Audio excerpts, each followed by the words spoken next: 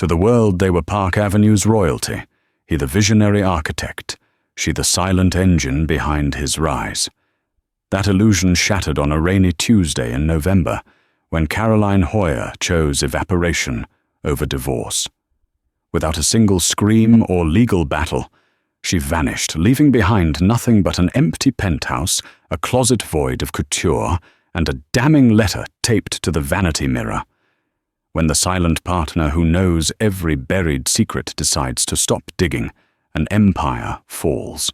The invitation was heavy cream-colored cardstock with gold leaf lettering that you could feel under your thumb. It read, "The Unveiling of the Summit. A Richard Hoyer masterpiece." Caroline Hoyer held it in her manicured hand, staring at her husband's name.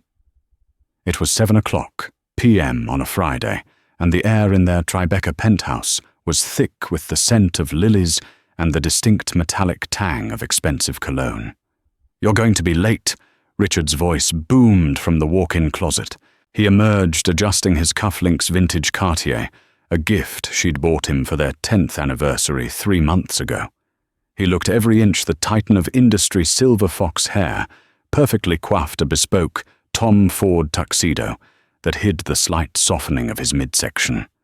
Caroline forced a smile. It was a skill she had perfected over 12 years of marriage, the supportive wife smile. It didn't reach her eyes anymore, but nobody looked closely enough to notice. "I'm almost ready," she lied.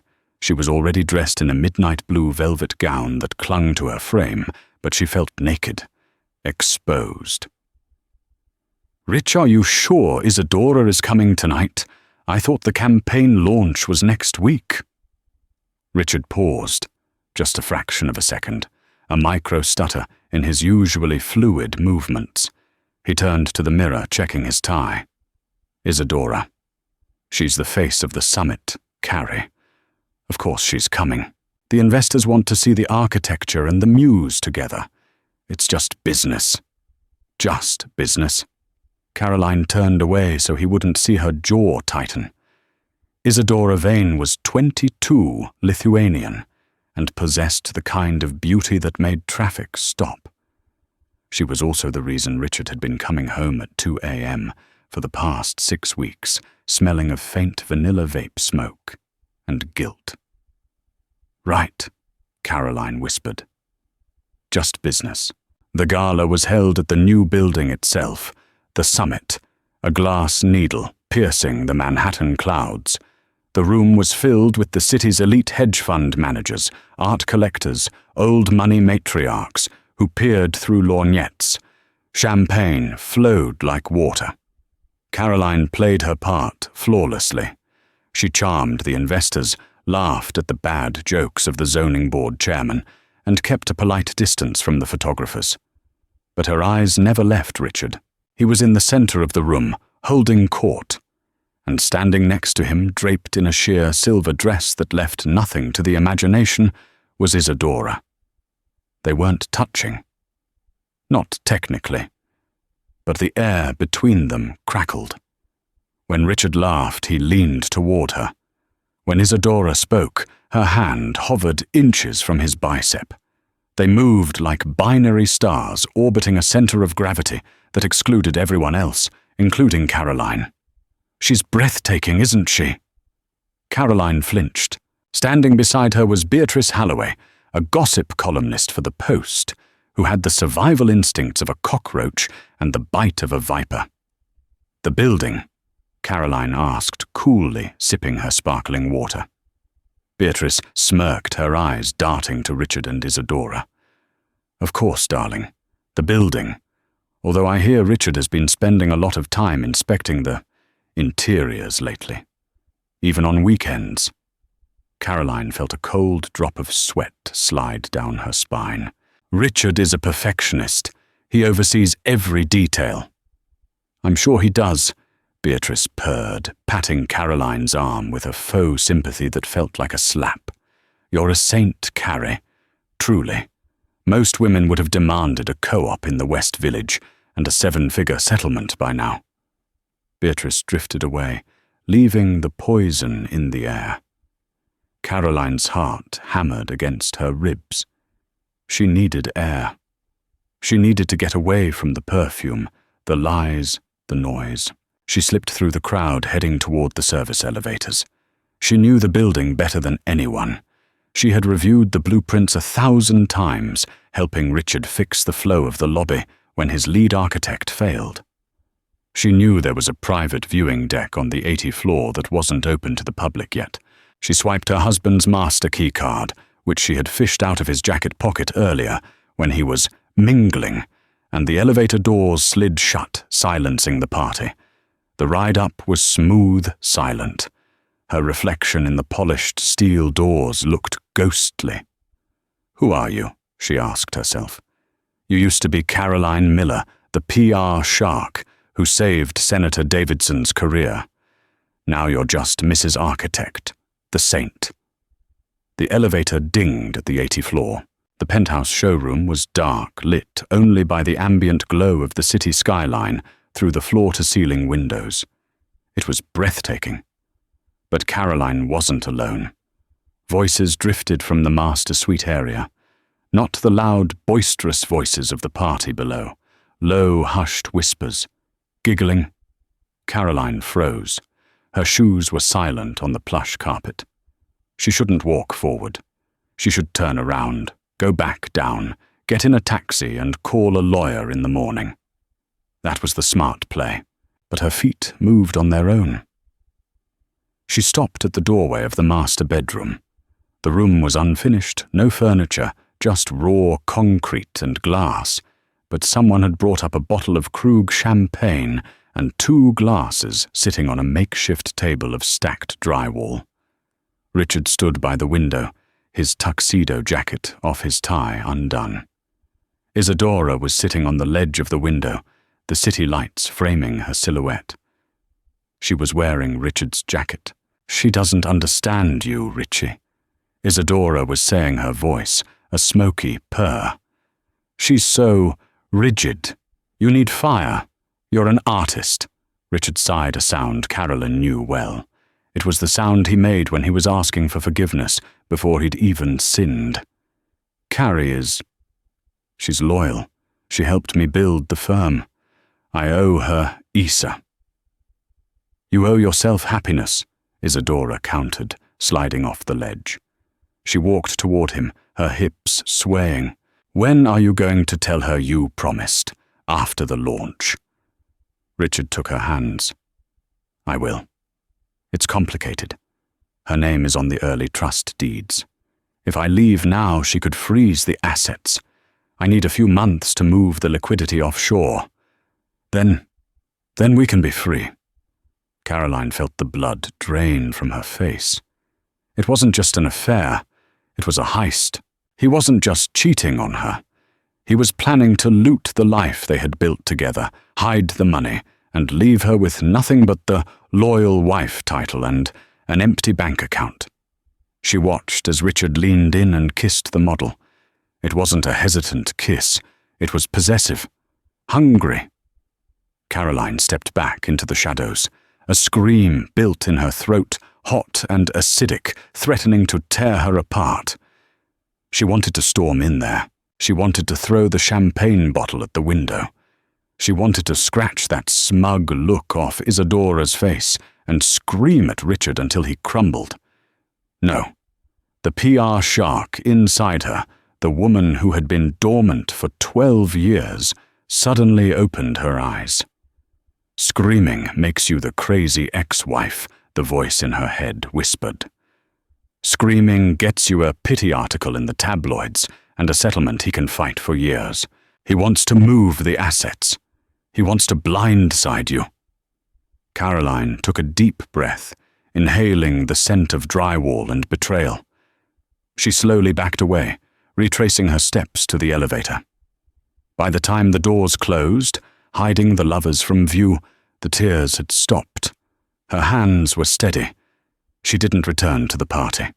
She took the elevator down to the parking garage, bypassed the valet, and hailed a yellow cab on the street corner. "Where to, lady?" the driver asked. Caroline looked at her reflection in the rearview mirror. The sadness was gone, replaced by something much colder. Something dangerous. Grand Central Station, she said. She had a lot of work to do, and she only had about 6 hours before Richard came home. The next morning, the sun rose over a grey, rainy New York.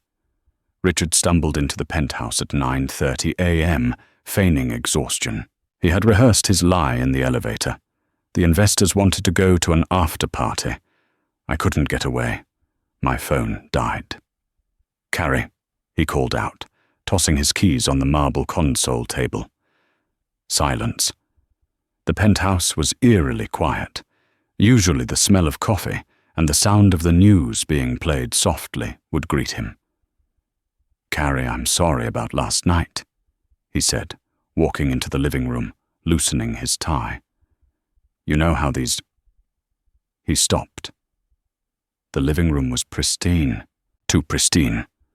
The throw pillows were fluffed. The magazines were aligned. He walked to the bedroom. The bed was made, not slept in. "Caroline!" Panic began to prick at his chest. He opened the walk-in closet. His side was full. Her side was empty. Not just empty of clothes. The hangers were gone. The shoe boxes were gone. The jewelry safe was open and empty. Even the vanity, usually cluttered with her creams and perfumes, was wiped clean. It was as if she had never existed. Richard spun around, his heart rate spiking. Had she been kidnapped, robbed? Then he saw it. Taped to the center of the massive vanity mirror was a single envelope. It was cream-colored cardstock, the same heavy paper they used for their wedding invitations.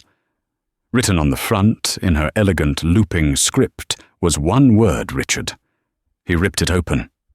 Inside wasn't a handwritten, tear-stained note. It was a typed letter.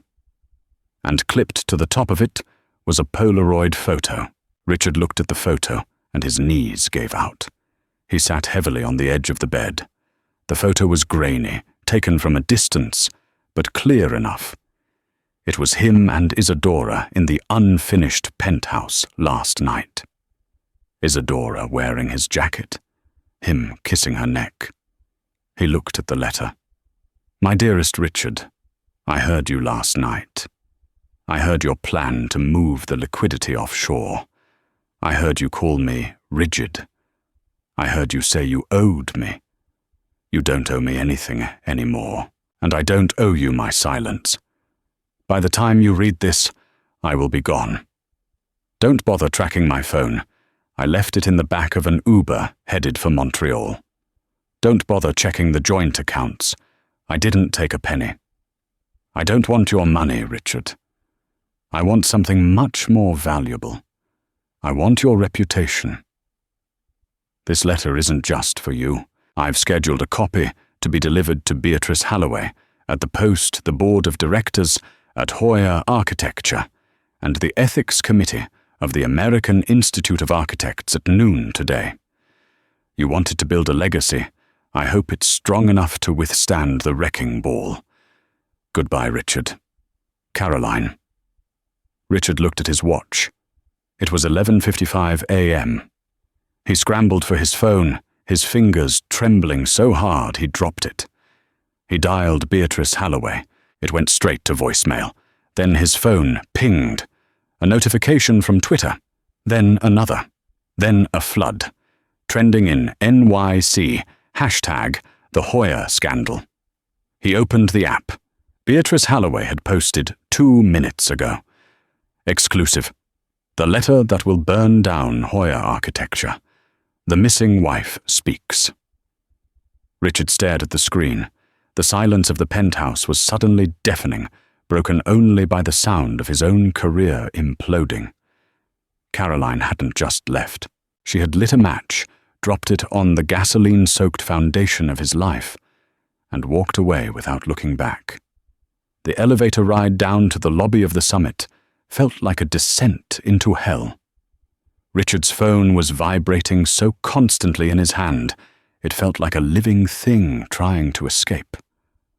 When the doors opened, the flashbulbs blinded him. Beatrice Halloway hadn't just published the article online. She had tweeted his location. A swarm of paparazzi reporters and curious onlookers had already gathered outside the glass citadel he had built. "Mr. Hoyer, is it true you embezzled company funds? Richard, did you force your wife to sign a generic NDA? Is Isadora Vane inside?" Security guards, burly men in black suits who usually looked bored, were now struggling to hold back the tide. Richard pushed through the phalanx of bodies, his head down, ignoring the microphones shoved into his face. He dove into the back of his waiting black Escalade. "Go," he barked at the driver. "Just drive." "Where to, sir?" "The office. Now." As the car peeled away, Richard pulled up the article on his phone. His stomach turned to lead. It wasn't just a scandal piece, it was a forensic dissection of his character. Caroline hadn't just left a letter. She had left a dossier. Beatrice's article titled, "The Glass House Shatters," included scanned receipts. Receipts for the diamond necklace Isadora was wearing in the lobby photos. Receipts for the business trip to St. Bart's. But worse, far worse, were the emails. Caroline had forwarded an email chain between Richard and the city zoning commissioner, a chain that discussed expediting fees to overlook safety regulations on the summit's foundation. Pause.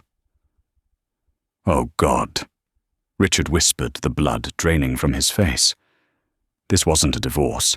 It was an execution. 300 miles away, a woman with short, chestnut-dyed hair sat in a booth at a diner just outside of Scranton, Pennsylvania. She wore oversized sunglasses, a thrift store denim jacket, and a baseball cap. Caroline, now going by the name Diana, sipped black coffee and watched the muted TV mounted in the corner. Breaking news: Hoyer Architecture. Stocks plummet amidst bribery scandal. CEO Richard Hoyer nowhere to be found. She didn't smile. Smiling would draw attention. She simply watched a cold satisfaction settling in her chest. The waitress, a woman named Barb with a name tag that was slightly crooked, topped off her coffee. "Crazy, huh?" Barb gestured to the TV with the pot. "Rich folks, they think they can do whatever they want." "They usually do," Caroline said, her voice dropping an octave raspier than her usual polished Manhattan tone. "Not this guy. His wife really did a number on him. Good for her, I say. Caught him with a model." "Yeah," Caroline murmured, stirring a packet of sugar into the coffee she usually drank black.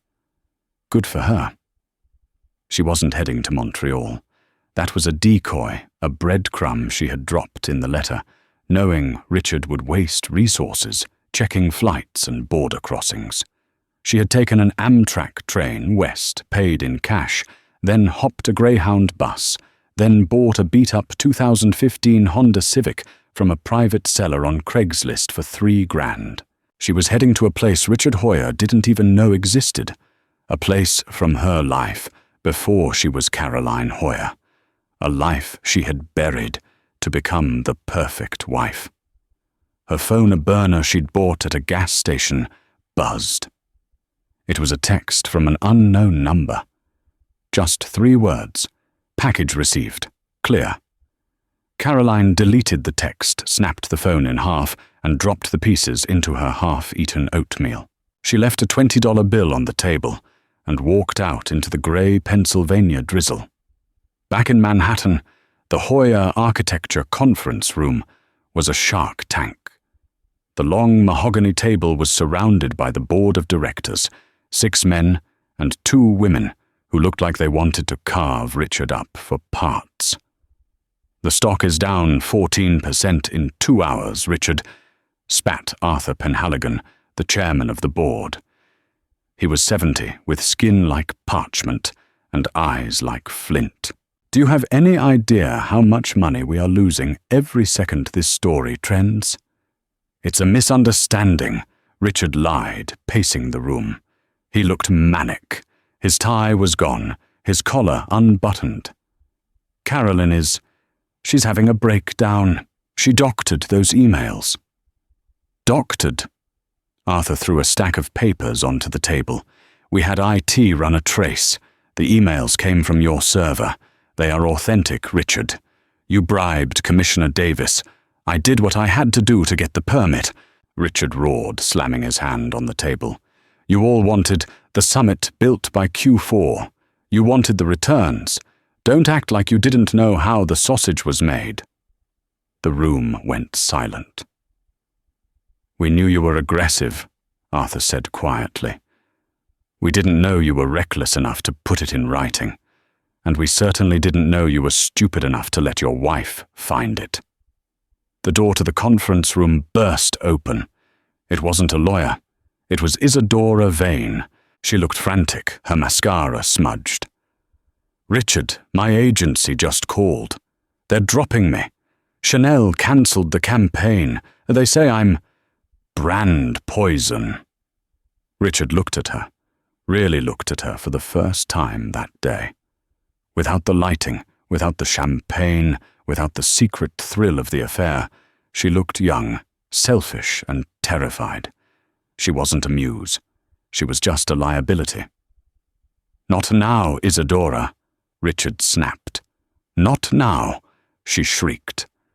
My career is over. You said you'd take care of me. You said she was a boring housewife who didn't know anything. She knew everything, Richard yelled back, his voice cracking. She knew everything, and she played us both. Arthur Penhaligon stood up, buttoning his jacket. Richard, under the bylaws of the company, specifically the morality clause in your contract, the board is placing you on administrative leave effective immediately, pending an internal investigation. You can't do that. I built this company. You built it, Arthur agreed, and your wife just demolished it. Security will escort you out. As Richard was led out of his own building past the crying model and the stony-faced board members, his phone buzzed again. A notification from his bank. Alert joint checking account, ending in 4490. Withdrawal of $0. Message attached. He frowned. A $0 withdrawal. He opened the app. Caroline had used the memo line of a bank transfer to send him a message. It was the only way she could contact him without him being able to reply. The memo read, Step 1 complete. Do you want to know about the Cayman accounts? Or should I tell the IRS first? Richard stared at the screen, his knees buckling on the sidewalk. She wasn't done. The rain had turned into a deluge by the time Richard made it back to the penthouse. It felt less like a home now, and more like a crime scene. The silence was heavy, suffocating. He poured himself a scotch, neat his hands, shaking so badly the amber liquid splashed onto his knuckles. He needed help, real help. Not lawyers who billed by the hour to tell him he was screwed. He needed a fixer. He pulled a business card from the bottom of his desk drawer. It was black matte with only a phone number embossed in silver. No name. He dialed. This is Val, a voice answered. Rough. Gravelly. It's Hoyer. I have a situation. I see the news, Hoyer. I know the situation. You want her found. I want her stopped, Richard hissed. She has sensitive information. Financials. If she releases the next batch, I'm not just broke, I'm in federal prison. Finding a woman who doesn't want to be found is expensive. Finding a woman who knows your playbook is double. I don't care about the cost. Find her. Silence her. I'll need access to her laptop, her cloud, everything. She wiped it. Everything is gone. Nothing is ever gone, Hoyer. I'll send a team. Caroline drove the Honda Civic into the driveway of a small saltbox cottage on the edge of a cliff in Rockport, Massachusetts. It was the dead of winter, the off-season. The town was shuttered, grey and empty. Perfect. She had rented the place under the name Diana Prince, a little joke for herself Wonder Woman's alter ego, and paid 6 months in cash. Inside the cottage was drafty. She didn't turn on the lights. She moved by the glow of the street lamp outside. She set up her war room on the small kitchen table. A heavy-duty military-grade laptop purchased from a hacker in Philly she used to know from her crisis management days. 3 burner phones, a map of the Cayman Islands, and a red notebook. The red notebook. Richard thought she had just found out about the affair 6 weeks ago. The truth was, Caroline had known for 6 months. She had known about Isadora. She had known about the bribery. She had known about the offshore accounts he was setting up to funnel the company's profits into before divorcing her. She had spent those 6 months playing the role of the oblivious wife while systematically copying every hard drive recording, every phone call, and photographing every ledger. She opened the laptop and logged into a secure, encrypted server. She typed a message to an anonymous contact named Watchdog. Caroline Phase 1 was a success. The stock dropped 18%. The board ousted him. Watchdog good. But the SEC needs more concrete proof of the laundering if you want an indictment. The emails aren't enough. Caroline, I have the ledger. The handwritten one he kept in the safe behind the Matisse. Watchdog. When can you upload it? Caroline, not yet. He needs to suffer first. I want him to think he can fix this. I want him to spend every dollar he has trying to find me. When he's desperate, when he's alone. Then I drop the hammer. She closed the laptop. A noise outside made her freeze, the sound of tires crunching on gravel. Caroline moved to the window, peering through the slats of the blinds. A dark sedan was driving slowly down the street. It didn't have its headlights on. Her heart hammered against her ribs. Val. It had to be. Richard used Val for corporate espionage against rival firms. She knew Val's methods. He tracked credit card pings, facial recognition, toll booth cameras. But she hadn't used a card. She hadn't gone through a toll. The car paused in front of her driveway. Caroline reached into her bag and pulled out a taser. She backed away from the window, moving into the shadows of the kitchen. The car idled for 10 seconds, an eternity, and then slowly rolled forward, disappearing down the road.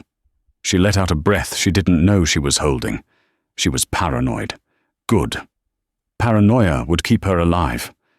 2 days later, Richard sat in a darkened room in a warehouse in Queens.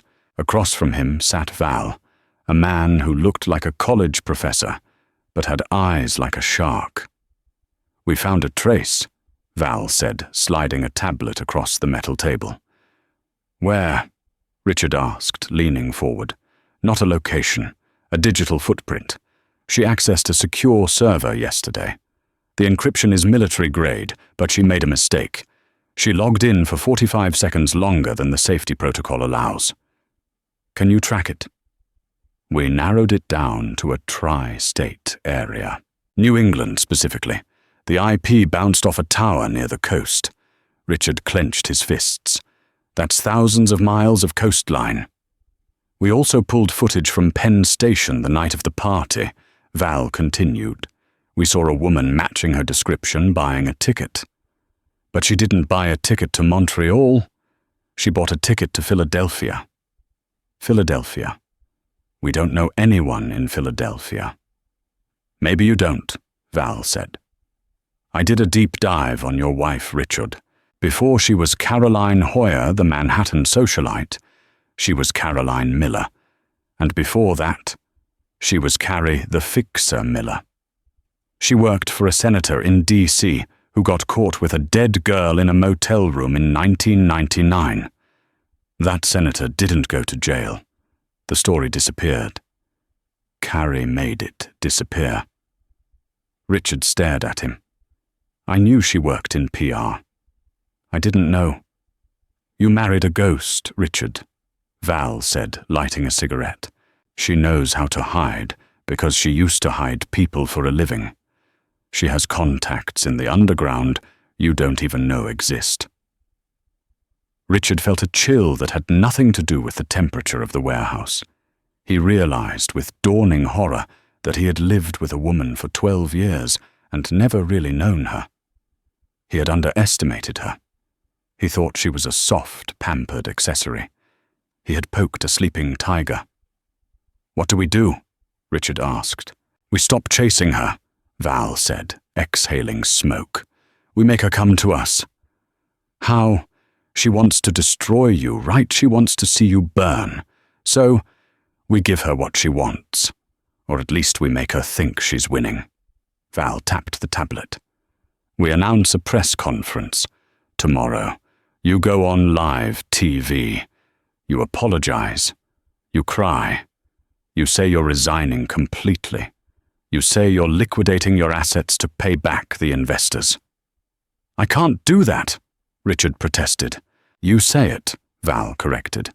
"You draw her out. She's watching Richard, I guarantee it. If she thinks you're defeated, she'll get careless. She'll log in to check the news, maybe even try to contact you to gloat. And when she does, we'll have the trap set." Richard thought about it. It was risky. It was humiliating. "Do it," Richard said. Caroline was in the local grocery store in Rockport, buying canned soup and crackers. She kept her head down, wearing a scarf wrapped around her neck and chin. She passed the magazine rack. Her face was on the cover of People magazine. The Missing Wife, Hero or Villain. She grabbed a copy and threw it in her basket. As she stood in line, the cashier's radio was playing the news. "Architect Richard Hoyer has announced a shock press conference for tomorrow morning at 9 a.m. Sources say he plans to surrender to authorities." Caroline froze. Surrender. Richard Hoyer would never surrender. He was a narcissist. He would burn the world down before he admitted defeat. Her eyes narrowed beneath her sunglasses. "It's a trap." She paid for her groceries with cash and walked out into the cold wind. If he wanted a war, she would give him one. But she wouldn't fall for the bait. She was going to flip the script. She got back to the cottage and opened the laptop. Caroline, change of plans. Watchdog. Watchdog, why Caroline? He's trying to flush me out. He's going on TV tomorrow. Watchdog. So we wait.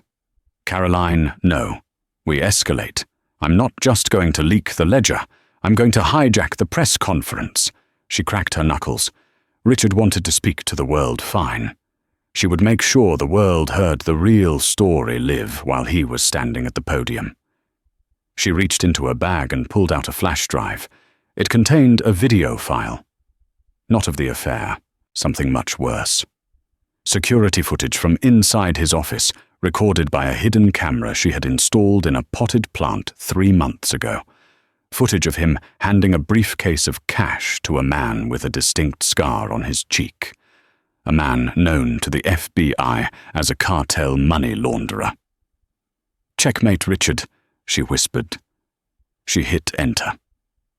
The grand ballroom of the Pierre Hotel was packed to capacity. The air conditioning was blasting, but the room sweltered with the collective body heat of 300 reporters, 50 photographers, and a dozen camera crews broadcasting live to the world. Richard Hoyer stood backstage, checking his reflection in a small lit mirror. He looked haggard. This was by design. Val had instructed him to skip shaving for a day, to let the bags under his eyes show to wear a suit that was slightly too large to suggest weight loss from stress. "Remember," Val whispered, standing in the shadows, his eyes glued to a tablet displaying security feeds. "You are the victim of your own ambition. You are contrite. You are broken. You are not the arrogant architect. You are the humbled man." "I know the script," Richard snapped, though his voice lacked its usual bite. He touched the earpiece in his right ear. "Is the perimeter secure?" "We have guys at every exit. If she tries to sneak in to create a scene, we'll grab her before she gets within 50 feet of the podium." "And the digital side?" "My tech team is monitoring the feed. If there's any interference, we cut the signal instantly." Richard took a deep breath. He walked out onto the stage. The explosion of camera flashes was blinding. It was a physical wall of light. Richard shielded his eyes, feigning vulnerability, and approached the podium. A hush fell over the room, broken only by the rhythmic clicking of shutters.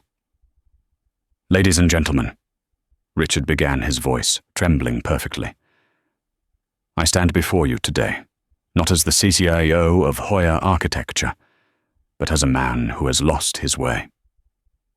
He looked down at his prepared notes. "I made mistakes. I prioritized growth over integrity. I prioritized profits over people. And in doing so, I hurt the person I loved. Most, my wife, Caroline. In Rockport, Massachusetts, Caroline sat at her kitchen table, watching the live stream on her laptop. Her finger hovered over the enter key. "He's good," she whispered to the empty room. "He's really good." On the screen, Richard wiped a tear from his eye. "I'm stepping down. I am cooperating with the SEC, and I am begging for Carolyn to come home. Darling, if you are watching this, we can fix this. I want to make things right." The room in the Pierre Hotel seemed to soften. Reporters were nodding. The narrative was shifting. He was winning them over. "Now," Caroline said. She pressed enter. Back at the Pierre, the massive LED screen behind Richard, which had been displaying the Hoya Architecture logo, flickered. A high-pitched screech of audio feedback tore through the room, causing everyone to cover their ears. "What is that?" Richard asked, stepping back from the microphone. "Cut the feed." "We're trying," Val shouted from the wings, tapping furiously on his tablet. "It's a hardline override. We're locked out." The logo on the screen dissolved. In its place, grainy black and white footage appeared. The room gasped. It wasn't a sex tape. It was footage from inside Richard's private office at the summit. The timestamp was 4 months ago. In the video, Richard was sitting at his desk. Standing opposite him was a man with slicked back hair and a jagged scar running down his left cheek. Caroline had identified him in her research. Marco the Butcher. Varez, a known lieutenant for the Sinaloa cartel. The audio was crystal clear. "Richard on video. The foundation is poured. We can wash the 20 million through the concrete supply vendor. It's untraceable." Varez on video. "It better be Mr. Architect. My bosses don't like it when their money gets stuck. If the feds look at the concrete, they find bodies." Richard on video. "The feds are looking at the zoning. They aren't looking for laundering. Just get me the cash." Varez lifted a heavy briefcase onto the desk and clicked it open. Even in black and white, the stacks of cash were unmistakable. Richard reached out his face, lit up with greed, and ran his hands over the money. The ballroom at the Pierre erupted. It wasn't just noise, it was bedlam. Reporters were screaming questions. Photographers were climbing over chairs to get a shot of Richard's face as he watched himself commit a federal felony on a 20-foot screen. Richard stood frozen. He looked at the screen, then at the crowd. The humbled man mask fell away, replaced by pure, unadulterated terror. "This is fake," he screamed, his voice cracking. "Deepfake AI. It's not real." But then the video changed. It cut to a split screen. On the left, a spreadsheet of bank transfers. On the right, photos of Isadora Vane wearing diamond jewelry. The serial numbers on the jewelry receipts matched the transaction numbers from the concrete vendor account. He hadn't just laundered money. He had used cartel money to buy his mistress gifts. "Oh my God!" A CNN reporter shouted into her microphone. "We are seeing evidence of money laundering live on air. This is unbelievable." Val didn't wait. He burst onto the stage, no longer caring about appearances. He grabbed Richard by the arm. We have to go. Now. It's a lie. Richard was still screaming as Val dragged him away from the podium, but the exits were blocked, not by Caroline, by men in windbreakers with 3 yellow letters emblazoned on the back, FBI. The doors swung open, and a dozen agents swarmed the room. Richard Hoyer. Special Agent Miller barked, stepping onto the stage. You are under arrest for racketeering money, laundering, and conspiracy to commit fraud. The cameras captured every second. They captured Richard trying to pull away. They captured the moment the handcuffs clicked around his wrists, the wrists that had worn vintage Cartier just days ago. They captured Isadora Vane, who had been sitting in the front row for moral support, trying to sneak out a side door, only to be intercepted by an agent. Caroline watched it all from her cottage in Rockport. She watched them drag her husband away. She watched the empire crumble in real time. She closed her laptop. She should have felt triumphant. She should have popped a bottle of champagne. But as the adrenaline faded, a cold knot formed in her stomach. She had played her ace. She had exposed the cartel connection. Richard was done. But Marco Vares, the man with the scar, he wasn't in custody, and she had just broadcast his face and his business to the entire world. Caroline looked out the window at the grey ocean.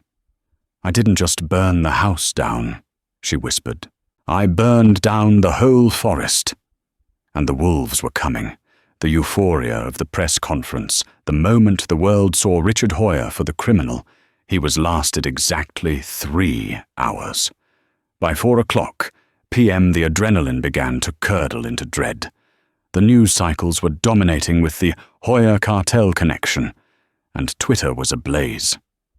But amidst the noise, Caroline noticed something disturbing on a subreddit dedicated to investigating the hack. A user named TechHawk99 had posted a thread that made her blood run cold. I analyzed the glitch pattern on the live video feed. The latency suggests the signal wasn't injected from the venue. It was a remote override. Based on the ping response time, the source is likely a residential node in the North Shore area of Massachusetts, probably Rockport or Gloucester. Anyone in that area see anything weird? Caroline stared at the screen, her breath catching in her throat. If a random Reddit sleuth could figure that out in 3 hours using public data, Val's team and the cartel's cyber warfare specialists had likely triangulated her position 10 minutes after the broadcast ended. She stood up so fast her chair clattered to the floor. The cottage, once a sanctuary, now felt like a cage. She didn't waste time packing clothes.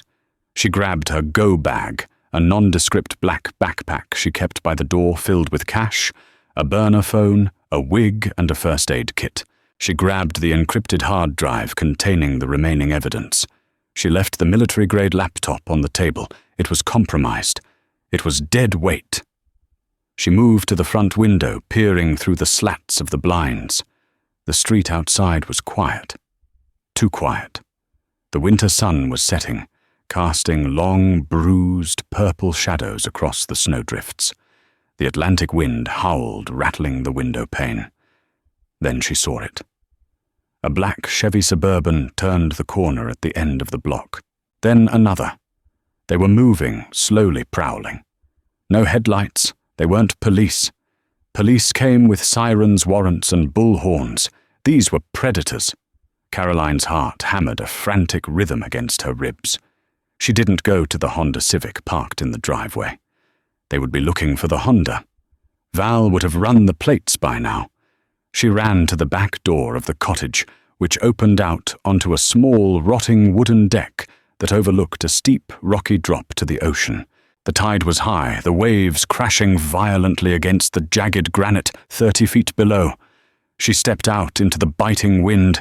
It cut through her sweater like a knife. To her left, about 100 yards away through the scrub brush, was a neighbor's property, a summer homes that had been shuttered for the season. But Caroline had noticed something during her morning walks, an old, rusted Jeep Wrangler parked in the driveway under a blue tarp. She jumped the railing of the deck landing in knee-deep snow. The cold was shocking. She crouched low, using the line of frozen hydrangea bushes for cover. Crash! The sound of her front door being kicked in echoed across the yard. "Clear the ground floor! Check the basement!" a voice shouted. It wasn't Val. It was a deeper, heavily accented voice. The cartel. Val had sold her out. He had given up her location to Marco Vares to save his own skin. Caroline moved faster, her lungs burning with the frigid air. She scrambled over a stone wall, tearing her fingernail down to the quick on the rough granite. But she didn't feel the pain. She reached the neighbor's driveway and ripped the tarp off the Jeep. It was a soft top, the plastic windows yellowed and brittle with age. She tried the door. Locked. "Damn it!" she hissed. She looked around frantically. She grabbed a heavy garden rock from a dormant flower bed and smashed the driver's side plastic window. It didn't shatter like glass. It cracked and folded inward. She shoved her arm through the jagged hole, unlocked the door, and scrambled inside. The interior smelled of mildew and old gasoline. She jammed a screwdriver from her bag into the ignition. She knew how to hotwire a car, a skill she hadn't learned in PR school, but during her reckless youth in Detroit, before she reinvented herself as the polished Carolyn Hoyer. "Please start. Please start." The engine turned over, coughed, and died. "Hey!" A shout from the cottage. A tactical flashlight beam swept across the snowy yard and landed squarely on the Jeep. "She's in the neighbor's yard. West side. Get her!" Caroline twisted the screwdriver again, screaming internally. "Come on." The engine roared to life with a cloud of black smoke and a metallic rattle.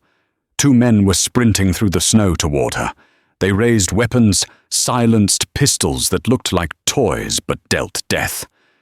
Caroline didn't think. She acted on pure instinct. She slammed the Jeep into reverse. She didn't back out the driveway. She floored it, smashing backward through the wooden picket fence. Wood splintered and flew everywhere. Thwip! Thwip! 2 bullets struck the metal frame of the windshield sparks, flying inches from her face. She threw the gear shift into drive and stomped on the gas. The Jeep fishtailed on the icy road tires, spinning uselessly for a terrifying second before finding traction on the asphalt. She sped away, watching in the rearview mirror as the men stopped and fired 2 more shots. The back window shattered raining safety glass onto the empty back seat. She didn't slow down.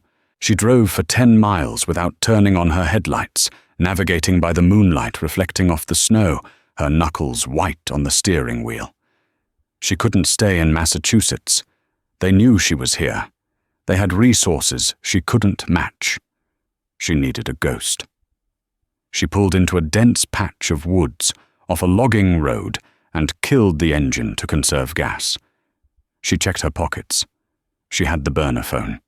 She dialed the only number she could trust, a number she hadn't called in 12 years. "Hello," a sleepy female voice answered. "Sarah." Caroline said, her voice shaking for the first time. "It's Carrie." There was a long, heavy silence on the other end. "Carrie, you're dead. Everyone says you're dead." "I'm not dead, but I will be if you don't help me." "Where are you?" I'm in the wind." "Listen, Sarah, remember the favor you owe me from the Senator Davidson crisis in '99. The hotel room. Carrie, that was a lifetime ago. I'm a district attorney now. I can't be involved in this." "You're a district attorney because I saved your reputation." Caroline snapped the old steel, returning to her voice. "I need extraction. I have evidence, not just on Richard. On the Sinaloa laundering operation in New York. I have the ledger, Sarah, the physical ledger." The line went quiet again, then a sigh of resignation. "If you have the ledger, you're a walking target. The feds want that book as much as the cartel does. If Vares catches you, He won't just kill you. I know, that's why I'm coming to you. I'm in D.C. Cary. That's an 8-hour drive. I'll make it. Just be ready. Caroline hung up and destroyed the phone, tossing the pieces into the deep snow. She rested her head on the steering wheel for just a moment. She was exhausted. She was freezing. She was being hunted by the FBI, a Mexican cartel, and her husband's fixer.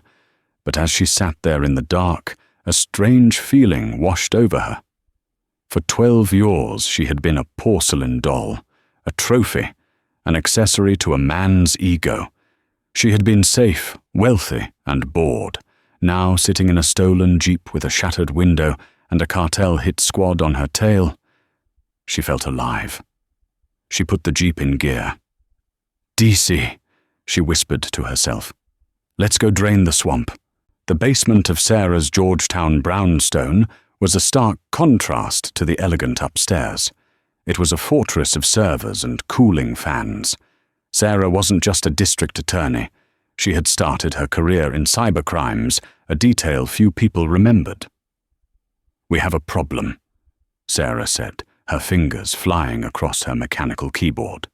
The glow of 4 monitors illuminated her intense expression. The Cayman accounts are protected by a biometric key. It's not just a password. It needs a voice print. Caroline stood behind her, staring at the screen. The balance in the primary offshore account was staggering $142 million.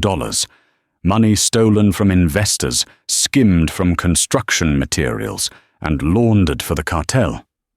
"A voice print?" Caroline asked. He never mentioned that. He wouldn't. It's a fail-safe. If we try to transfer the funds without Richard saying the passphrase, the bank automatically freezes the account and alerts the account holder. And since the feds have his phone, they'll get the alert. Caroline closed her eyes. She thought back to the thousands of hours of audio she had recorded. Phone calls, dinner, conversations, arguments. "I have his voice," Caroline said. "I have hours of it." "It's not enough to have his voice," Sarah countered. "We need him to say a specific phrase. The bank generates it randomly. It's a challenge-response protocol." Sarah hit a key. A robotic voice from the banking interface spoke. "Please verify identity. Speak the following phrase. 'The falcon flies at midnight in the winter.'" Caroline's mind raced. She didn't have a recording of him saying that specific sentence. "Can we deepfake it?" Caroline asked. "Risky. The bank's algorithms detect synthetic audio frequencies. If it flags as A, I were locked out forever." Caroline pulled out the flash drive containing the recordings. "We don't need AI. We need editing. He's an architect. He uses flowery language. He's arrogant. I bet I can find those words." For the next 2 hours they worked like surgeons. Caroline scrubbed through gigabytes of audio files. The Falcon Architecture Project. From a call with a Dubai investor. Time flies when you're making money. From a dinner party. Let's meet at the summit. It's nearly midnight. In the contract. Nuclear winter. Sarah spliced the syllables together, adjusting the pitch and pacing to smooth out the cuts. It was digital ransom artistry. "Okay," Sarah said, hovering over the transmit button. "We get one shot. If this fails, the account locks, the feds get a ping, and they trace the IP back to my house. I lose my job, and we both go to federal prison." "Do it," Caroline said.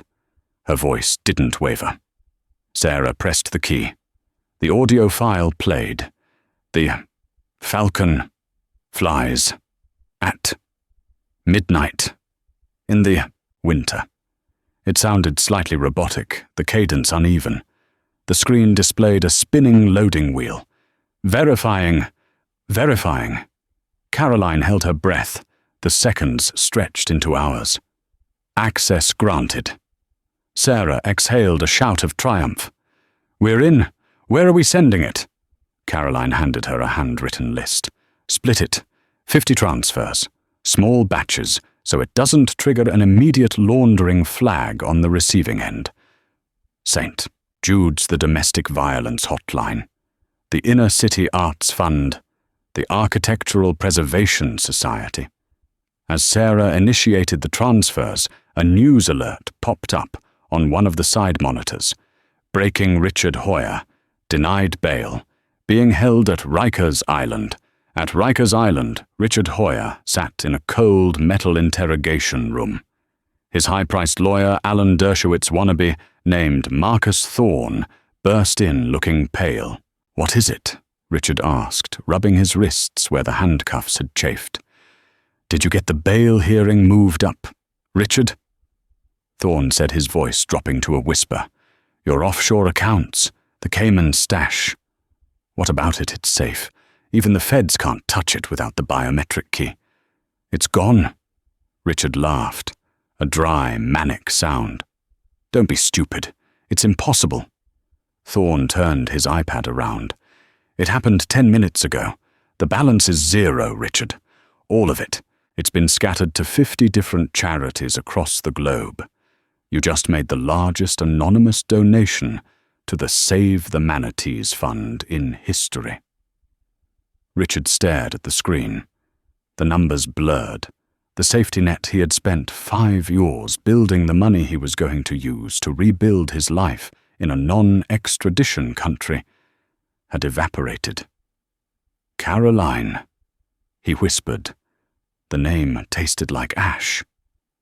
"There's more," Thorne said, looking at his phone. "The cartel. Vares's people. They know the money is gone." "That was their money too, Richard. You were holding their operating capital."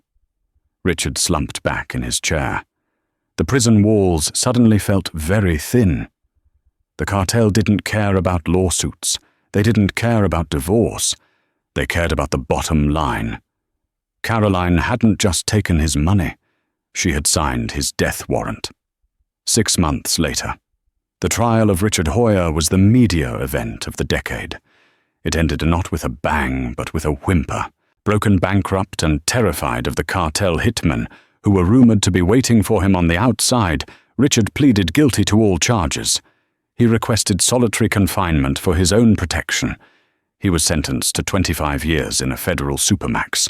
The Summit, the building that was supposed to be his legacy, was seized by the government and sold at auction to a rival developer who turned it into affordable housing.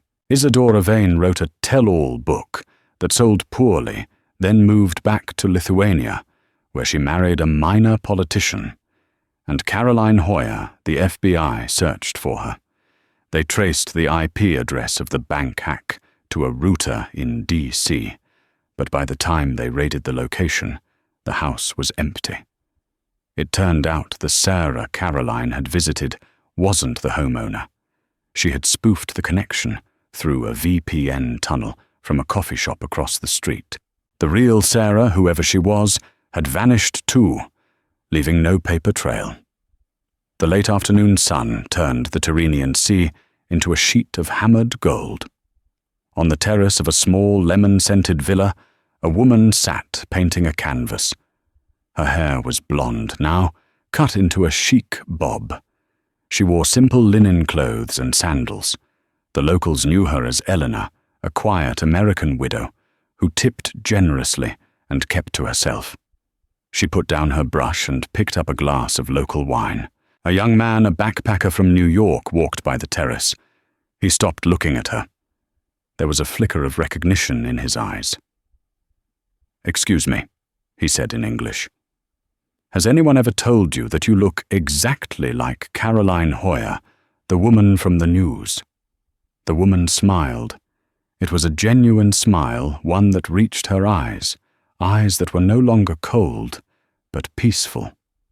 Caroline Hoyer. She asked, her accent perfectly tinged with a slight Italian inflection. "I'm afraid I don't follow the news." "Was she an artist?" "No." The backpacker laughed. She was a legend. She took down a billionaire and disappeared." "She sounds exhausted," the woman said, taking a sip of wine. I prefer a quiet life." The backpacker apologized and walked away. When he was gone, she reached into a tote bag. She pulled out a small leather-bound book. The red notebook. She flipped to the last page. It was a receipt. Not for money, but for freedom. She struck a match. She held the flame to the corner of the page. She watched the paper curl and blacken the secrets of the Hoya Empire, turning to smoke that drifted up toward the blue Italian sky. She dropped the burning book into a metal bucket by her easel and watched it burn until there was nothing left but dust. Caroline Hoya was dead. Long live Elena. She picked up her brush and turned back to the sea, and just like that, the woman who brought down an empire vanished into the ether, leaving behind nothing but a scorched reputation and a mystery that may never be solved. Was it justice? Was it revenge? Or was it the perfect crime? Richard Hoya sits in a concrete box, wondering how he missed the signs. The public got a scandal they'll never forget. And somewhere in the world, a woman is drinking wine, knowing she won the only game that mattered. If you enjoyed this deep dive into the Hoya scandal, make sure to hit that like button. It really helps the channel grow. What do you think Carolyn is doing now? Let me know your theories in the comments below, and don't forget to subscribe and ring the bell so you never miss a story. Thanks for watching, and I'll see you in the next one.